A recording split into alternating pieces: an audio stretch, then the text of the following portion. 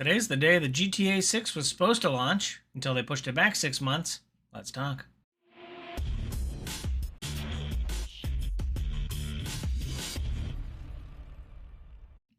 What up, viewers? What up? What up? Calc Soups here, and today is Friday, May 29th, and that means it's time for a quick recap of the week in video game news. I'm not even going to talk about GTA 6 because we got news about the biggest game that's going to be launching this year. That's right, Call of Duty Modern Warfare 4 has officially announced itself right before Summer Game Fest.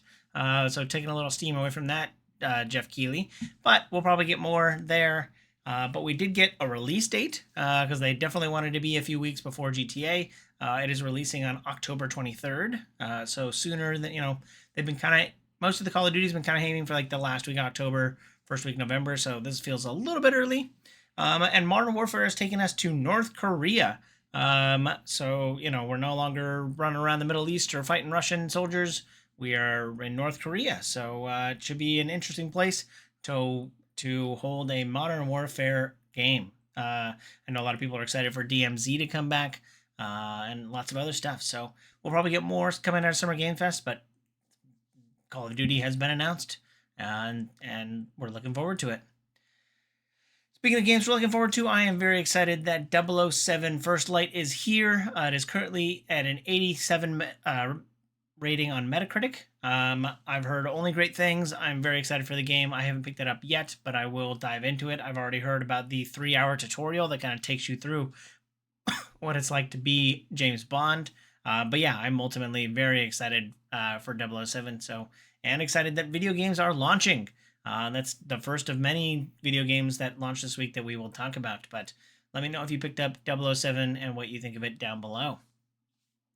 Also, the next game from Yacht Club Games, the developers of Shovel Knight, is here. Mina the Hollower is a 2D Souls-like Zelda-esque, top-down game.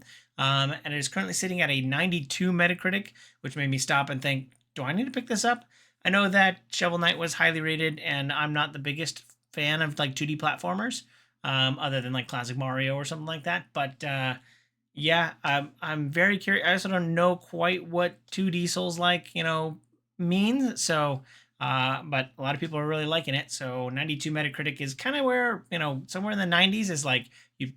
The way I think about it is like if it's 90 or above, you probably would enjoy playing it, regardless of whether or not you like the genre or not. So excited to see that it is highly rated, and I am Mina the Hollower curious right now. The Witcher 3 is getting a new DLC in next year. Witcher 3, notably launching in 2015, is getting DLC 12 years after it launched. The last DLC was Blood and Wine, was launched in 2016.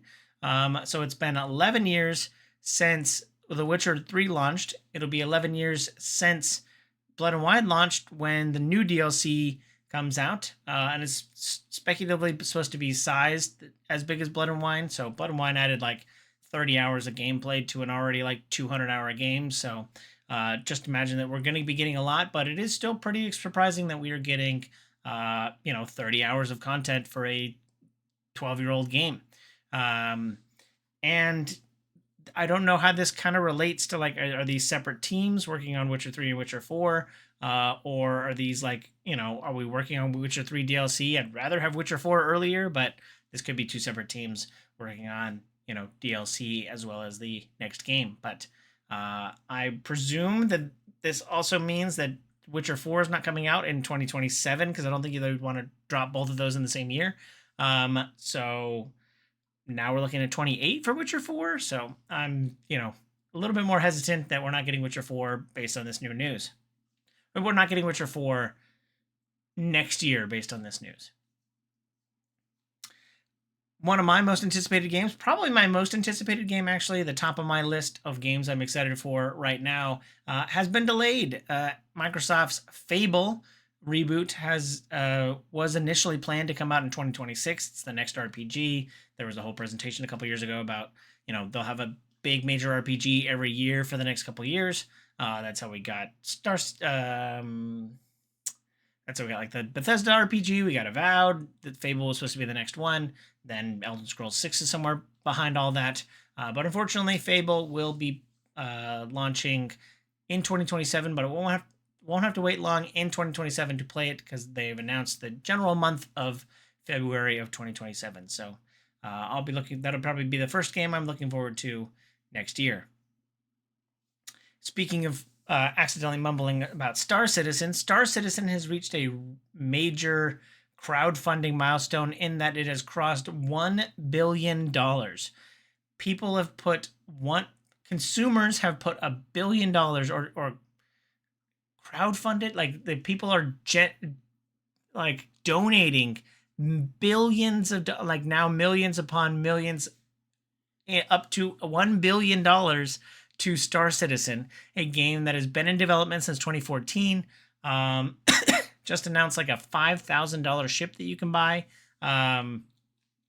What is going on? What is this game? Like, this game will never come out.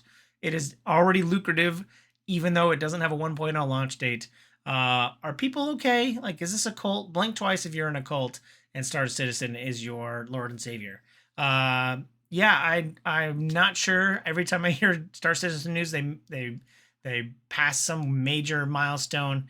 But yeah, $1 billion has been crowdsourced into Star Citizen, and that doesn't even include the spin-off game Squadron 42, or the other game by the same studio. So yeah, I don't know what's going on or why people are giving all this money to a game that I think won't ever come to fruition, but hopefully people are having fun buying their expensive digital ships.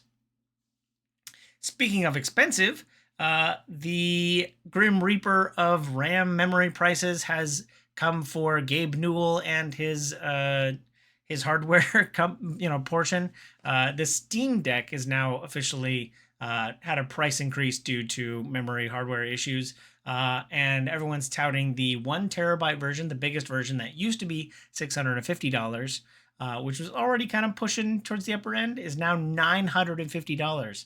And with the release, with this news announced, they actually had a wave that was made available to people, and it sold out. So somehow people are still spending $1,000 for a Steam Deck, which is a good choice because Steam Deck is a great console. But I don't know that it's $1,000 great, especially with all the alternatives out there. But I do think Steam's making the best one. If you're going to pick one, I would pick the Steam one, which is why I have done so. But I digress. Speaking of ways to save money, PlayStation has their annual Days of Play sale, which has all sorts of PlayStation games that you can buy on the cheap. They got Last of Us 1 for $30, Last of Us 2. They have Until Dawn, several games for less than $30. The PSVR 2 is also down from $400 to $300, which makes it more enticing for me. So yeah, if you want some PlayStation games to play this summer, go ahead and pick them up. I'll have a link down below for you to check that out. We've still got one more game to talk about that launched this week, coming out of the Warhammer Skulls showcase last week. The closest released game, Warhammer 40k Mechanicus, launched this week. And this is a turn-based strategy game where you play as kind of robotic characters of the like the tech priests, as well as you play as Necrons. It's currently sitting at a 74 Metacritic. That is lower than the first Mechanicus got at 78. Based on the reviews I've saw, it seems like they lost some functionality. I'm always excited for a Warhammer turn-based strategy game. I've gone back and started playing Chaos Gate again. But yeah, I was potentially looking to pick this one up. Apparently, I should pick up the first one and then maybe pick up the second one when it's cheaper.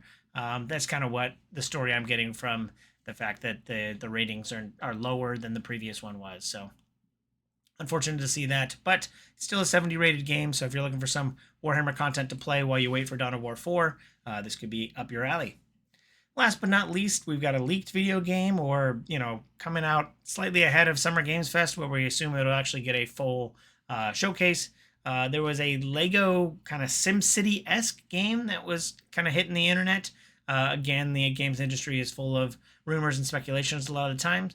But yeah, it looks like a full-blown kind of like city management sim that you can play using Legos. So Lots of people, I assume, are pretty excited about this. I played a lot of SimCity. My favorite part was always building up the city and then setting the creatures to destroy everything. But I assume people are going to make really cool Lego cities in this Lego SimCity like game. So looking forward to that. That's it for this week. Let me know if you feel I forgot anything down below in the comments. But as always, thanks for watching. I hope you have a super day. I hope you have a super weekend. And I hope you have a super day. Bye.